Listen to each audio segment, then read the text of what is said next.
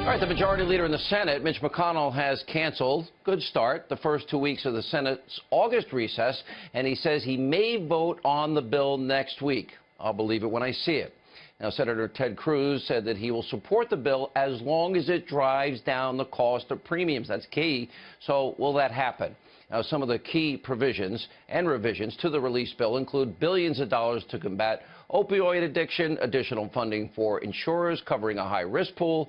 It also allows premiums to be paid with pre-tax health savings accounts. That's important. And still, some senators are still skeptical that this revamped legislation will even ever see the light of day. Now, earlier today, before the revised plan was released, well, here's Senator John McCain, you know, the guy involved in that dossier thing. This is what he said earlier. It should have gone through the committees of oversight so that the Democrats had a role to play, and then we probably could have gotten this thing done. Now, I think prospects are dim, but it is what it is.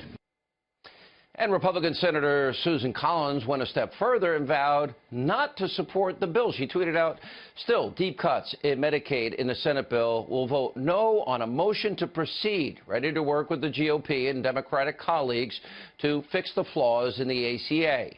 Now, remember, these are the same pathetic, weak Republicans, spineless Republican senators. They vowed to completely repeal and replace Obamacare. They said, give us the House in 2010, give us the Senate in 2014, give us the presidency in 2016. We'll get this done, remember? There's only one way to truly fix Obamacare, only one way, and that's a full repeal. A full repeal. That's been our goal from the start. That's our goal now, and we plan to achieve it. It's clear that any serious attempt to improve our health care system must begin with full repeal and replacement of Obamacare. Amish and I remain fully committed to fighting on behalf of the people of Arizona.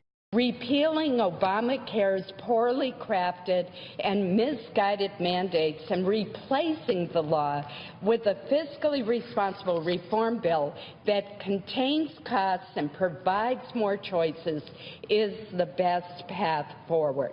You can't repair this monstrosity. You got to tear it down and start all over again. How do you get to that point, though? When they lose elections. And do you think that's the key, that the Republicans have to take the Senate, and from that point you can have a different strategy? Yeah, the ones who survive in 2016 or up in 2016 are going to have a different attitude.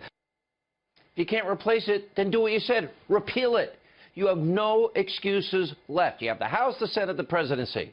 Now, President Trump had this to say about the bill in an interview with Pat Robertson yesterday.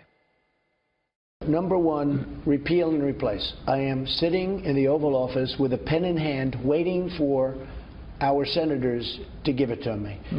For years, they've been talking about repeal, replace, repeal, replace. I think they passed it 61 times, repeal and replace. But that didn't mean anything because you had the minority, the Republicans. They didn't have the majority, so it wasn't going to get to the president. But if it ever did, Obama wasn't going to sign it, so it didn't mean.